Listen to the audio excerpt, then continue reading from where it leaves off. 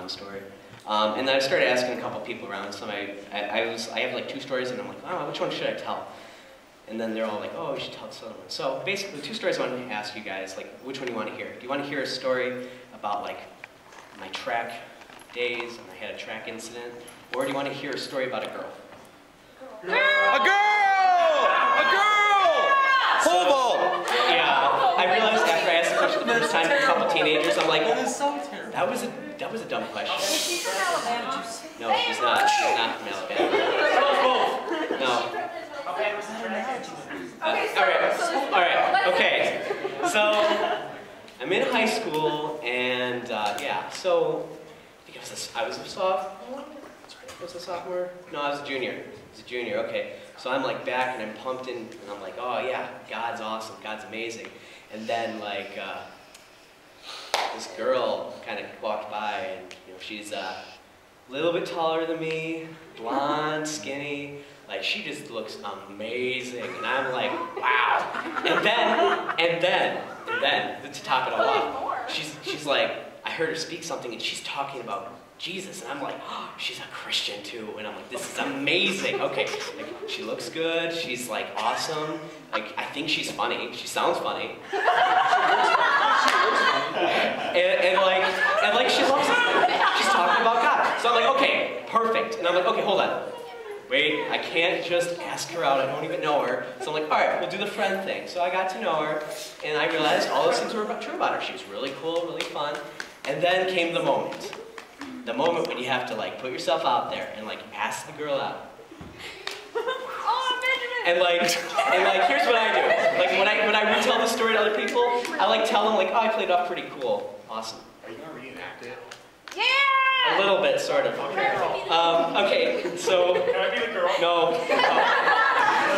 Basically, okay, so we were hanging out with our group of friends, and we were at lunch, because everything like that happens at lunchtime. Every time. So we're at lunch, and we're leaving lunch, it's the end of lunch, so we're picking up our trays, and I'm getting up right next to her, and I'm walking with her talking, and then it's like, I don't even really know what I started to say, but it involved like probably 1 to 2 minutes of like me speaking, and like somehow it ended with, and yeah, so like, you know, I think you're pretty cool, and like, you know, that we both like God, and like, yeah, I think, you know, we would make a good match, and something, it ended like that, somewhere along that lines, and like, I just stopped. Then I was like, I never asked her out, never like said, hey, I think we should be boyfriend, girlfriend. I just said, hey, I think we might be a good match, and then I just ended it. And then she just kind of like looked at me, she's like, I don't think you asked me a question.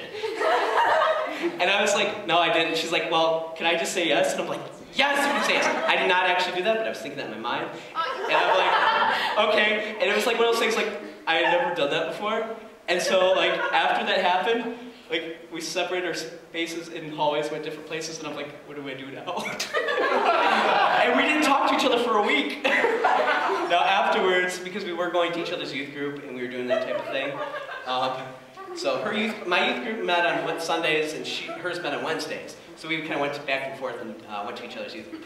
So then at her youth group, like a few next days, I'm like, okay, so like, I don't know what to do. And she's like, well, neither do I. And then we ended up working out together for like about 11 months, and then she went off to college, and I stayed here. Whatever. She's awesome. She's still awesome. I'm going to see her this summer. Her family's awesome. I still get invited to family reunions. It's kind of weird. But that's... Wait. What? I missed that. They broke up. I get... Shh. Anyway. No, I yeah. dated for 11 months. And she went off to college and he stayed here. I still get invited to family reunions. Oh, so you guys are getting married? No, I'm not. She's actually, like, just a side note, she's actually engaged now. I know. She is?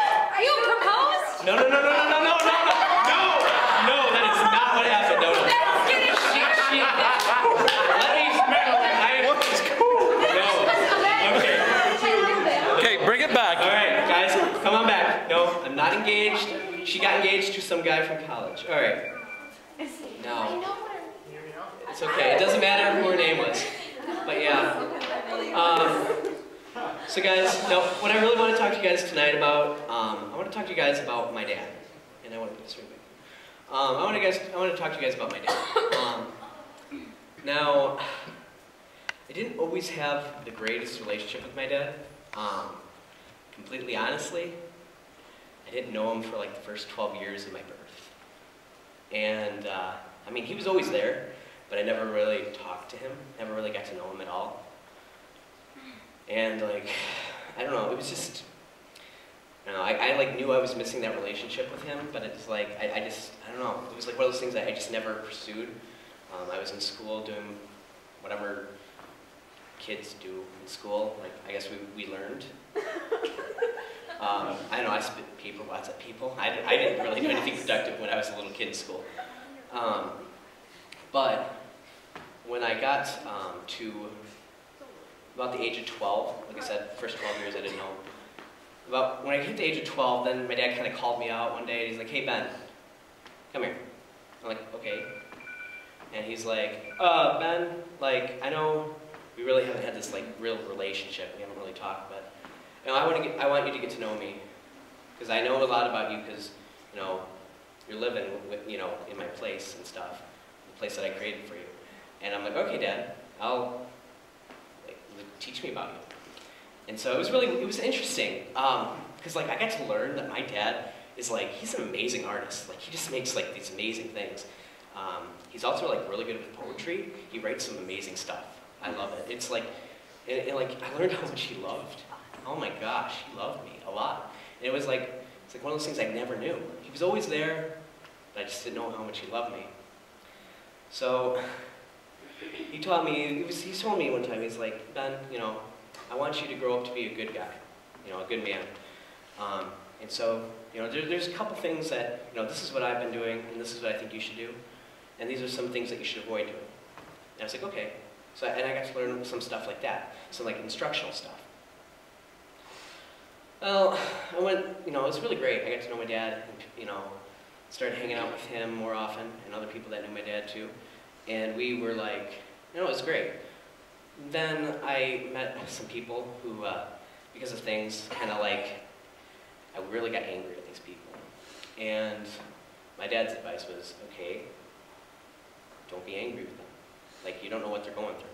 Like, don't try to take revenge out of them when I really wanted to.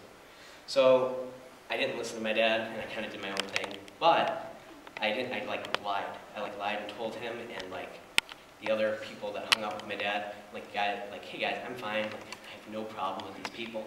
When on the other hand, I was scheming, and I was manipulating, and I was trying to harm these people that had hurt me. I wanted revenge. And I went and did that for a good 2 years. Then my brother came up to me, and my older brother, and he came up to me and he's like, "Ben, can we talk?" And I'm like, "Yeah, sure." He's like, "Ben, I just want to let you know that Dad knows what you've been doing for the last couple of years." And I'm like, "Really? He does?" He's like, "Yeah. But he wants you to know that he still loves you, even though you're not doing what he wanted you to do." And I was like kind of freaking out because like I said, my dad was really cool. But my dad also, like, when you did something wrong, he punished you. And I'm like, are you sure he still loves me? Because there has to be a punishment. And my brother looked at me, he's like, "Oh yeah, there's a punishment, but don't worry about it, Ben. Because I decided to take it for you." I'm not actually talking about my biological father or my biological brother. I'm talking about God, and how God's my dad. And that's how, like, I feel about him, and that's how intense, like, how passion I have for him, and how much I love him, and how much he loves me. And my brother that I was talking about was Jesus. And for me, it was just one of those things. Here's the situation what had happened. I come to know God at the age of 12. He called me out, and I got to know him. I met some friends who they thought they were like Christians. They said they were Christians, but their lifestyle was totally different. C and J is what I'll call them. I'll shorten it and call them CJ. So I was hanging out with these friends, C and J, for most of my 8th grade year. And we would do like routine, like creatures of habit. We did the same thing all the time together.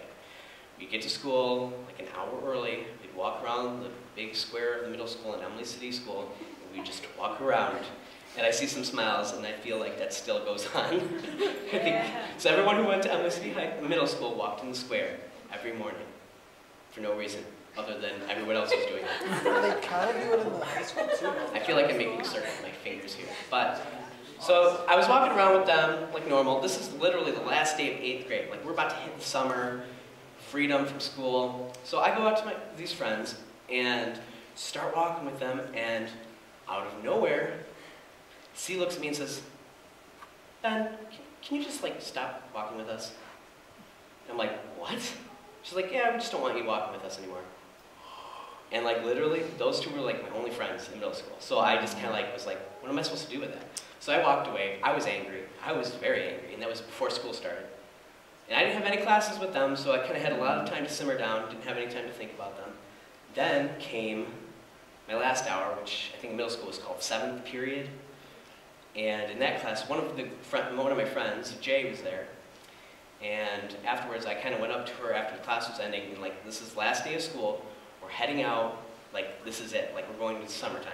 And I looked at her, I'm like, hey, what was this morning about? And she just like, looked at me and said, Ben, we're just sick and tired of you. So I'm going into summer with no friends. The only two people I had as friends are telling me, we're sick and tired of you. So I had like a couple choices when I got out. Well, at least what I thought. I should have gone, and I went and prayed, and I tried to pray, but then I decided, you know what, that's not doing it for me. I have to do something about it. So I had a choice at that point. If I didn't want to do what my dad said, I was like, okay, I could choose to be sad about it, or I could get revenge. And what I alluded to earlier is I decided to go for revenge. So I started over the next 2 years plotting things against these people. And how I did it is I'm like, okay, I want them to feel exactly what I felt. I decided to go on the path of revenge. So somehow I was able to, after that summer period, I found them again at school, and we were forced to sit in like a group desk thing for an MST program that I was in school. So we're forced to sit next to each other, me and these two people and then a third friend. And basically, because we were forced to sit next to each other, we had to kind of get along, and I'm like, hey guys, you know, can we be friends again? Even though in my mind, I'm like, I want to destroy your lives so bad. And I went through a period of time that was really dark. Basically, I learned who their crushes were. And then I decided to talk to their crushes and was like, hey, they want to be friends with you? Like, just friends? They don't want to, oh, cool, because I thought she liked me and I didn't want, like, blah, blah, blah. So I got them to go on, like, dates, and knowing that I was setting them up for there to be a heartbreak there, because the girl, I was telling her, C and J, that, hey, these guys like you, they're into you.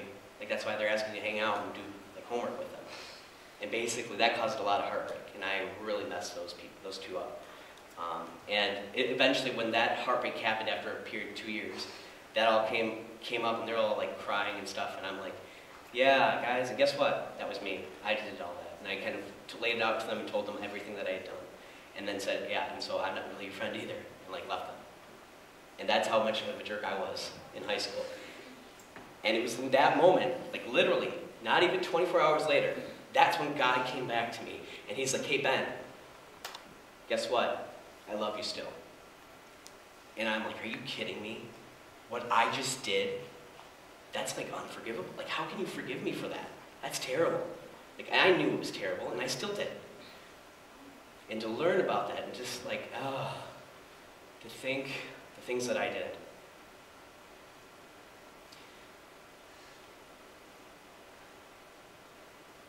So, what ended up happening is that there was a period of time where, so I started going back to church. I started getting reacquainted with God and getting to know my dad again, basically. And he was telling me, like, okay, Ben. And after about a month after I did this, he's like, you need to make that right. So I went up to Jay. C had decided to leave the school system after that.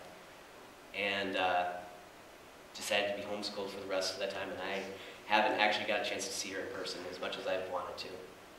But Jay, I got to meet with her. And I saw her in the hallway, and I kind of went up to her, and I'm like, I don't know what I'm going to say, except for sorry. And it's like, I'm just going to try it. And so I went up to her, and I basically just kind of told her, like, hey, I'm like, sorry for what I did. I know that's like, there's nothing I can do to make up for that. And all I want to let you know is that like I'm starting to get back with like trying to get back into church and getting to know God more. And I just don't want to like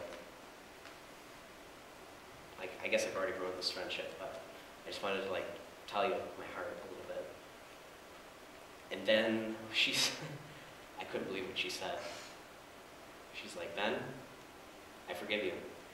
And I'm like, are you kidding me? I still can't understand why she forgave me for how much the pain that I caused. And I mean, there was more than that. There was more than just setting that situation up. There were so many other things that I had done to them that I just, over those 2 years, that it's like, I can't believe you guys, you'd forgive me. And I was like, well, I don't know if you still talk to Cassie or not. Awesome. But hey, anyway, like I don't know if you still talk to her or not, but if you do, can you pass that message along? And she's like, yeah, I can. And I mean, her and I, we haven't seen each other face to face, the other C. But we had communicated over Facebook at one point, and I kind of explained things. And they're all Christians still. They're off at different colleges and stuff now, but there's a story in the Bible. You guys may have heard, may not have heard, I don't know. The parable of the lost son. And I'll just read the story because it kind of relates to me in a way. Jesus said, there was a man who had 2 sons. The youngest one said to his father, Father, give me my share of the estate. So he divided the property among them. And what that means is like, basically at that point, this son, me, I'm telling God, I want nothing to do with you. I'm going to do my own thing. And that's really what the son was telling his father. Like, Father, you're dead to me. I'm going to go do my own thing. Not longer after that, the son got together all he had and set off for a distant country where he squandered his wealth in wild living. After he spent everything there was, a severe famine in that country began. So he went and hired himself out to a citizen of that country, who sent him to his field to feed pigs. He longed to fill his stomach with the pods that he was feeding the pigs, but no one gave him anything to eat.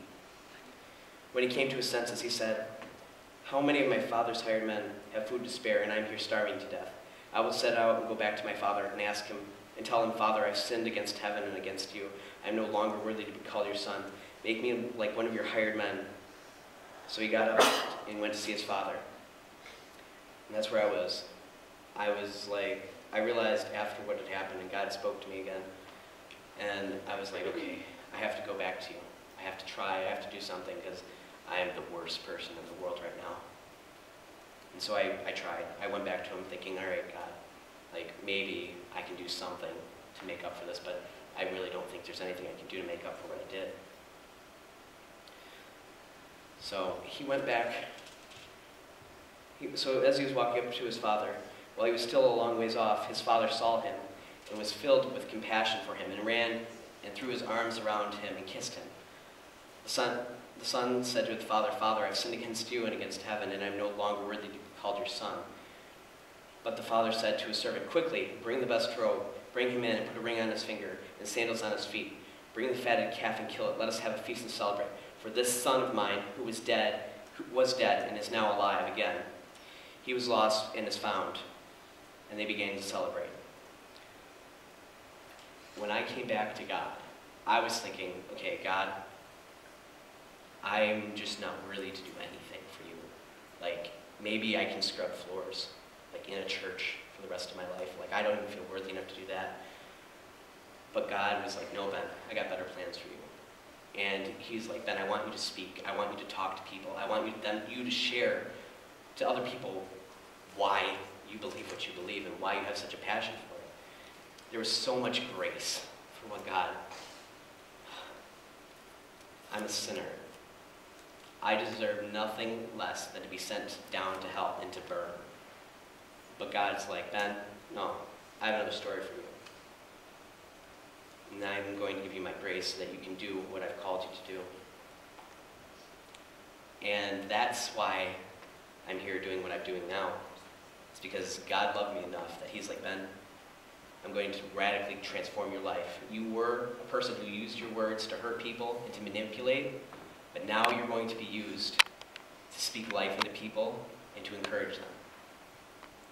See, there's three types of people. There's three types of people, probably in this room, and I was in all three of these categories at some point. First, which everyone has been at some point, or you currently are, is you have no idea what I'm talking about. When I'm talking about, God is my dad. Like, you don't understand that relationship that I'm talking about. And if you want to know, come see me, come see Brett, Kyle, any of our leaders.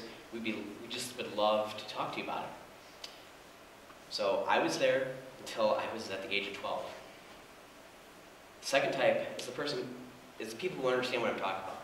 The relationship having God as your dad, having him, how much he loves you, and understanding that, yeah, he's got these things set up, but he loves you, and when you do something wrong, that there's grace. And then there's the third type of person, which is where I was at. A fence sitter is what I would call them. Because when I was doing my own thing, I was also telling other people, like the people I was hanging out at my church, the guys, hey, I'm good, I'm a Christian, I'm following everything that God's telling me to do. And when I was hanging out with these other people and I was doing my own manipulating, I had a whole other mindset. So the fence is not a good place to be. You can't have your foot saying, yeah, God, I'm all for you, but I want to hang out with my friends and do these things that you don't like. And I'm going to lie to kind of keep my world together, and it's going to fall apart. And that's where I was. When I finally hit the floor, it was like, God, I've got nothing left. And he accepted me back and threw his arms around me and put the robe on me, put the rings on my finger, and he's like, welcome home, son. Let's pray. Dear Heavenly Father, Lord, thank you.